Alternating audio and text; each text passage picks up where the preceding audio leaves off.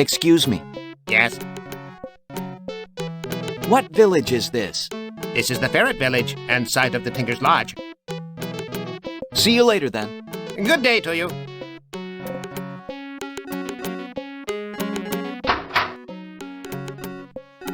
That's a comfy-looking sofa. They look comfortable.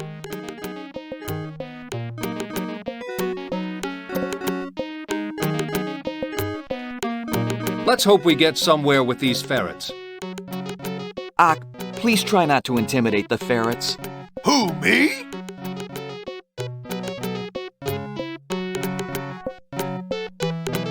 Pardon me. Yes? What village? This is the ferret village and... See you later, then. Good day.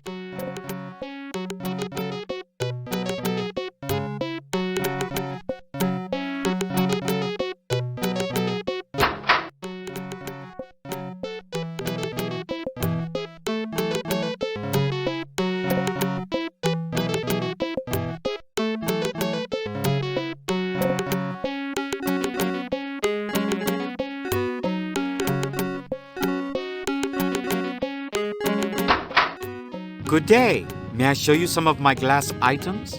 No, thank you. He's so intense. I'm afraid all he'd talk about is coal. It's pretty hot in there. Just an ordinary window. Your glasswares are pretty indeed, but it is information I seek. Information? This is not an information booth. If you are not going to purchase anything, I suggest you move on.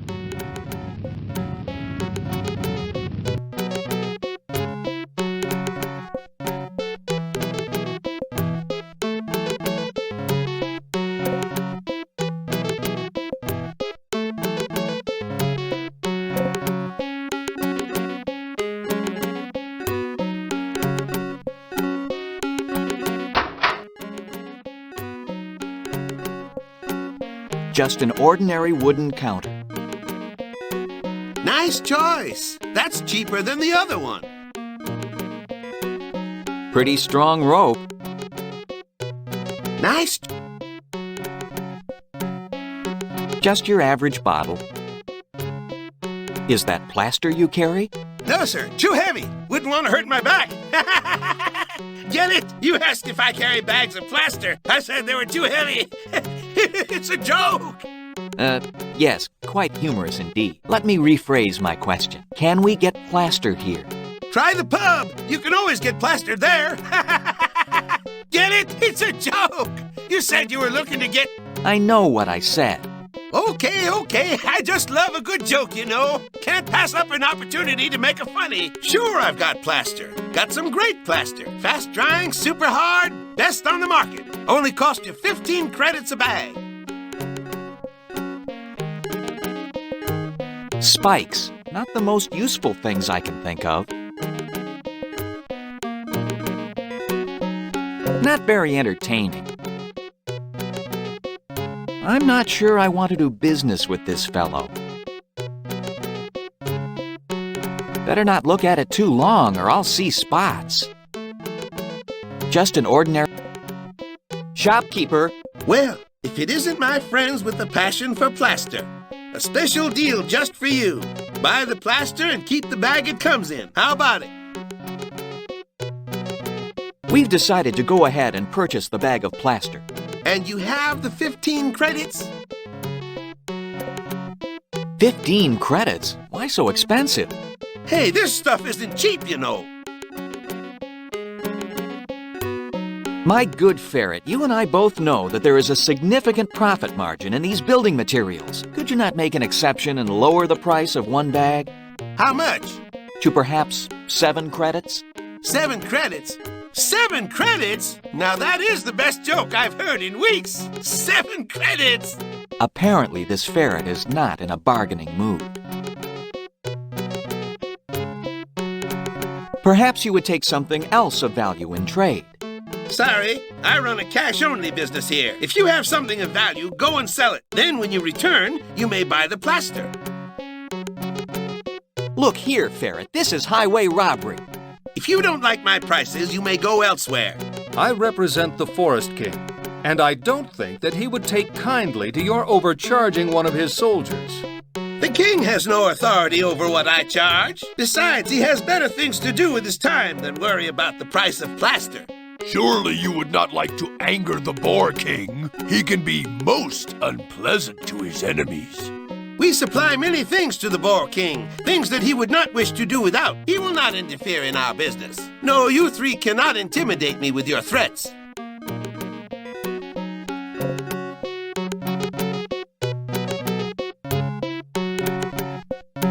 One bag of plaster coming right up.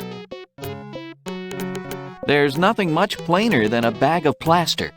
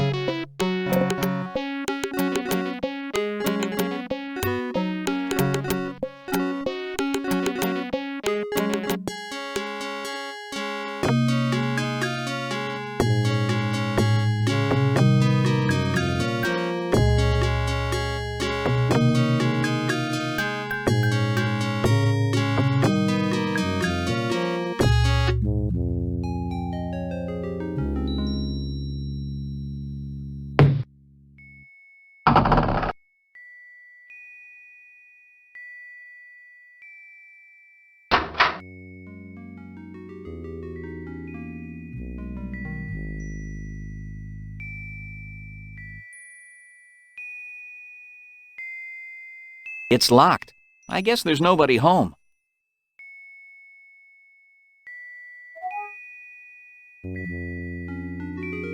We're on the right track. I can feel it. Be careful, Riff. Overlook nothing.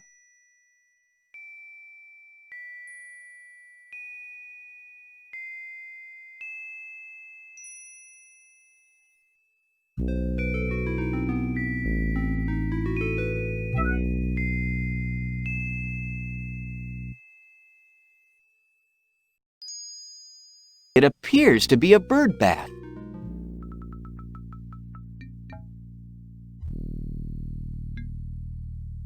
It appears to be a water fountain.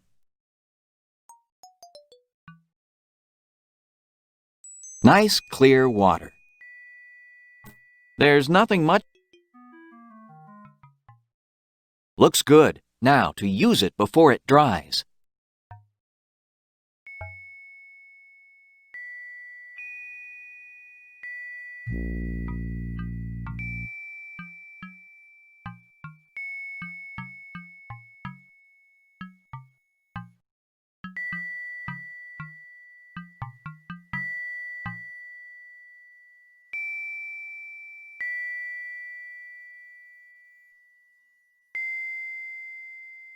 Perfect.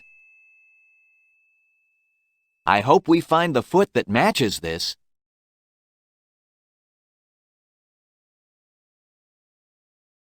We're on the right.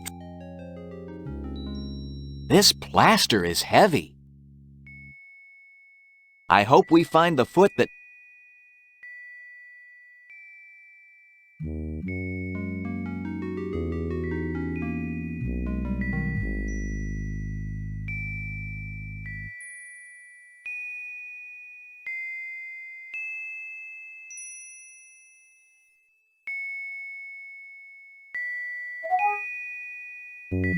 It's open.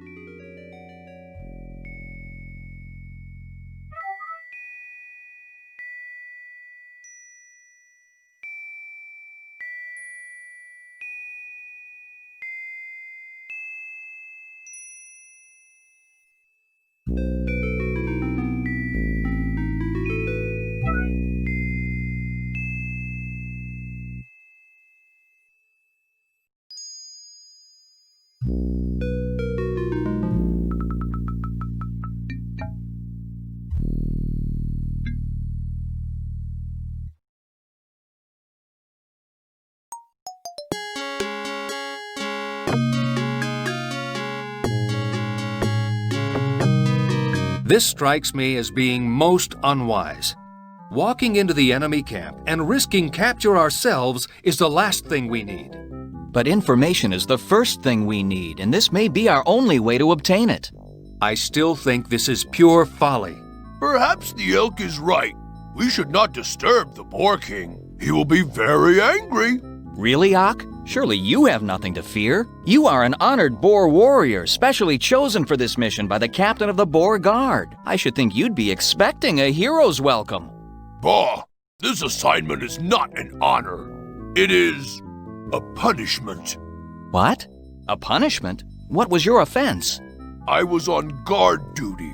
A great celebration was going on inside, and a fellow guard managed to slip me a tankard of ale. Then another, and another. The next thing I remember, the captain of the guard was throwing a bucket of water in my face. You got drunk and fell asleep on guard duty? It happened over a year ago. Since then, whenever a disagreeable task comes along, it's given to me.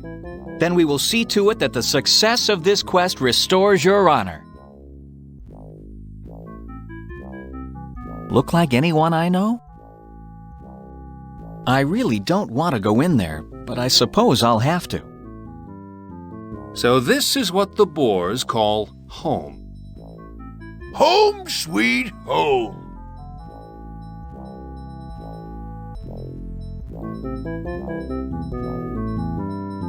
I really don't want to go in there, but I suppose I'll have to.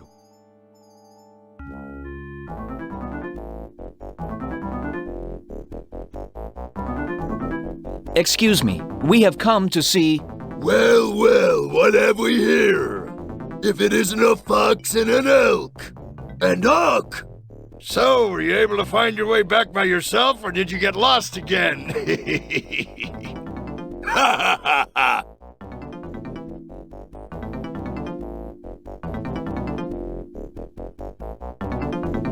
Oh, please, Sergeant Ak, have mercy on me! Please don't make me go in front of the Boar King and plead my case. But... Please, don't make me go into his throne room. You are so strong and I am so weak. As much as I fear you, I fear the Boar King even more. Have mercy! what are you...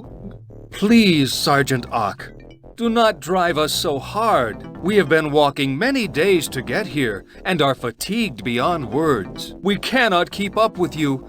Please, we must rest. Rest? You want rest? I have no time for rest. You, Fox, get to the throne room. The king will enjoy watching you grovel.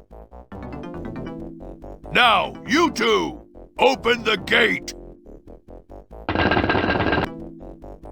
Go ahead, Riff. Elks are not welcome, so I must remain here to protect Ia. Oh, really?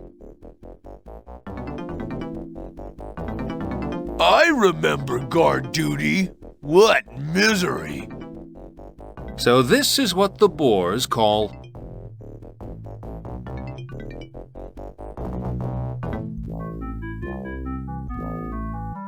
It's a torch.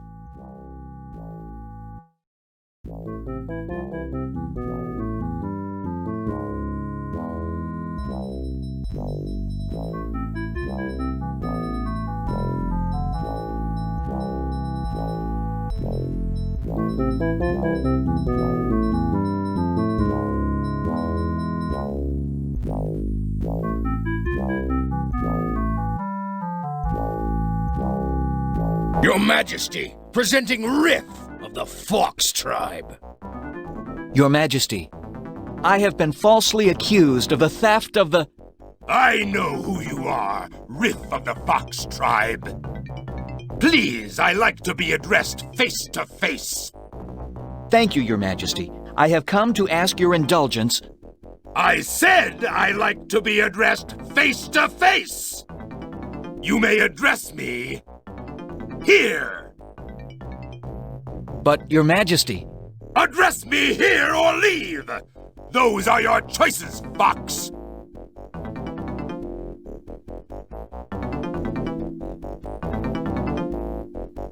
Your Majesty, I am deeply grateful for this audience.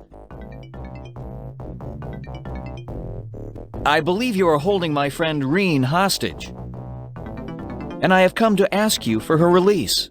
Hostage? We don't have any hostages here.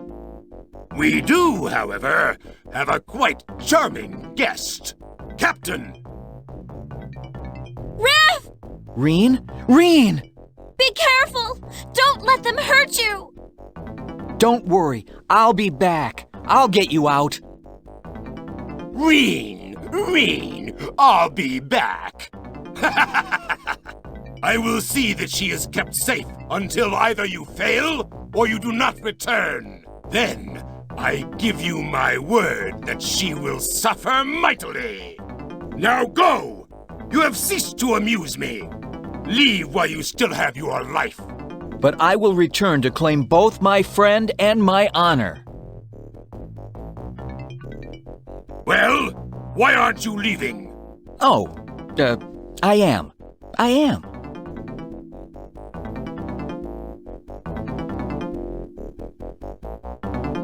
Ah, the poor fox. He's doomed, and he doesn't even know it.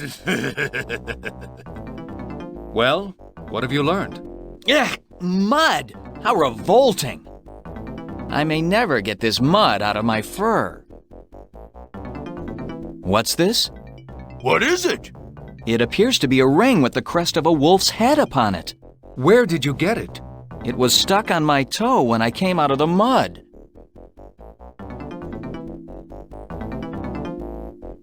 What an odd design. The head of a wolf. I remember.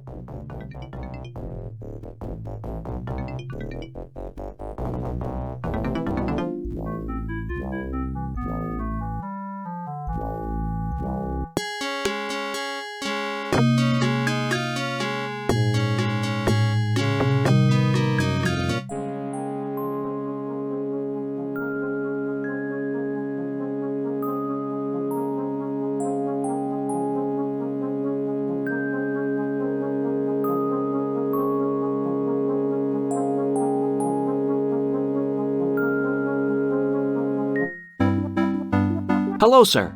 We've come to Forever Mountain in hope of peering into the wildlands, that we might have some sort of idea where we are going. I am pleased to meet you.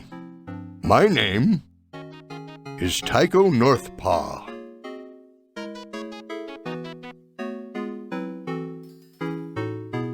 You seem to have an excellent view up here.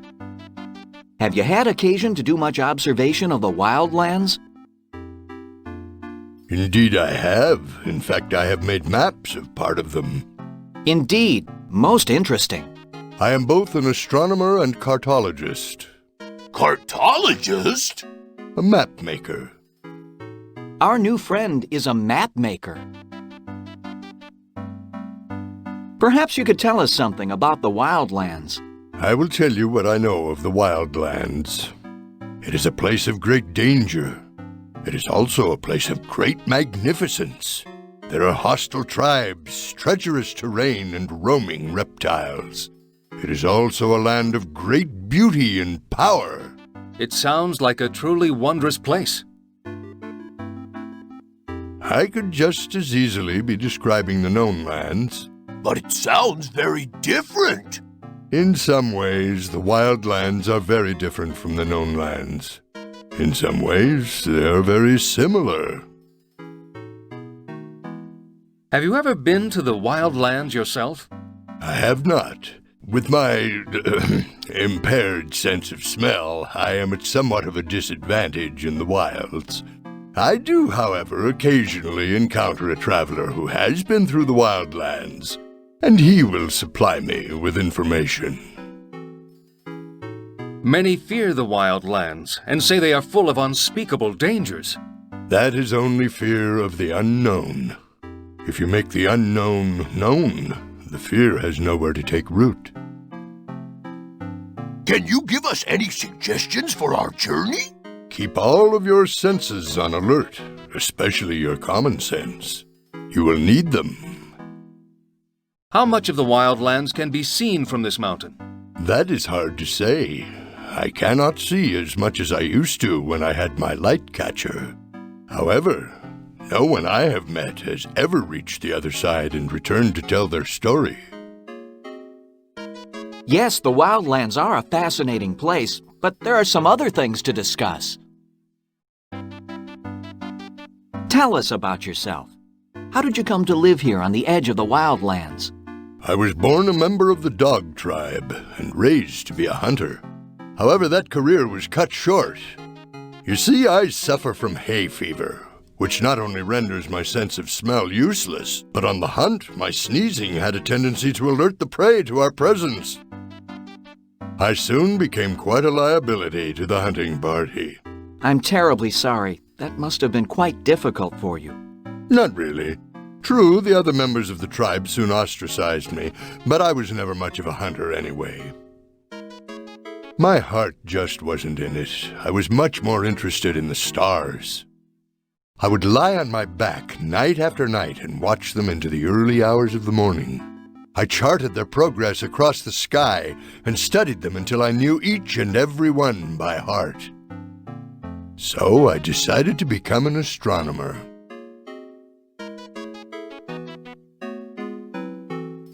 What led you to Forever Mountain?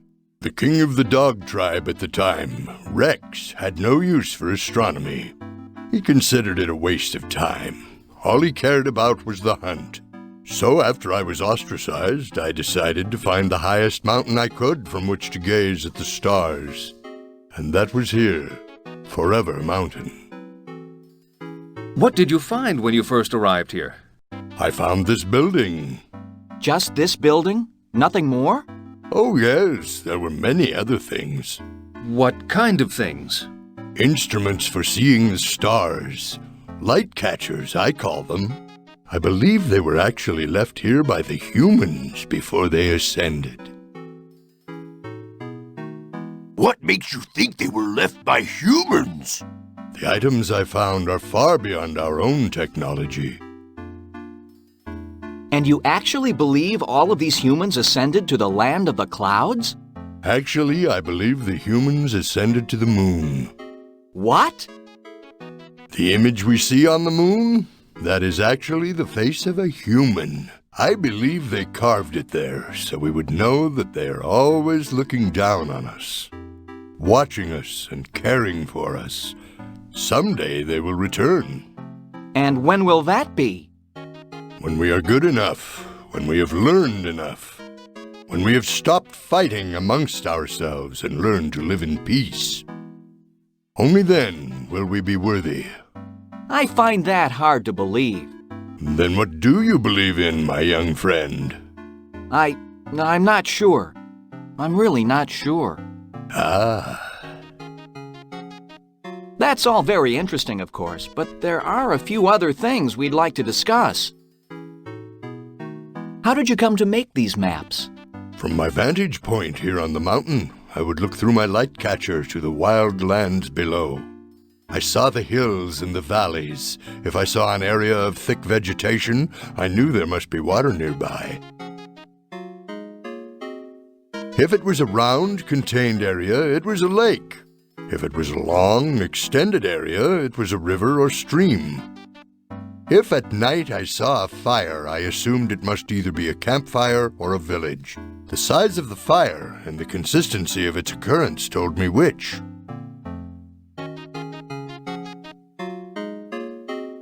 You mentioned something called a light catcher.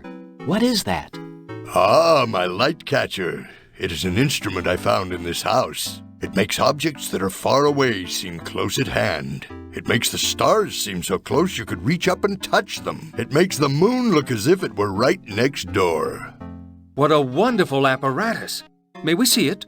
I will show it to you, but I'm afraid the instrument itself is broken. About 8 moons ago, I had it on my desk. A strong wind blew through my window, blowing papers to the floor and taking my light catcher with it. Part of it shattered, and it has not worked since. It still pains me to think about it. What part broke? This small, round, clear part. It cracked in half. And you've been unable to repair it? I'm afraid so. That is most unfortunate. Such an instrument would help us greatly on our quest. There are a few other things we'd like to discuss. Go on. Perhaps you would lend us the use of your map. There's no point in getting a map until we have some idea of what direction we're going. You're probably right. We'll be on our way. Good luck to you.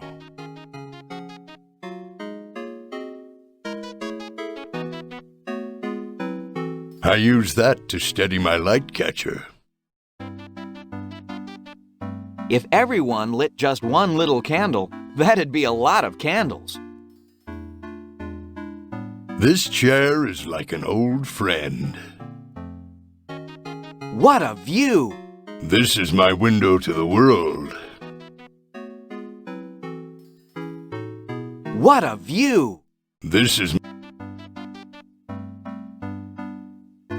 What a marvelous machine this universe is. That would be pretty nosy. That would be pretty nosy. There's nothing quite as cozy as a fireplace. The Earth looks so small. Imagine how small we look to the Earth. What an odd design. What does it mean? This is what happens when we have an eclipse.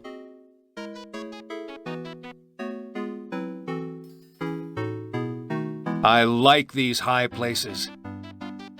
I'll never remember all the things he's told us.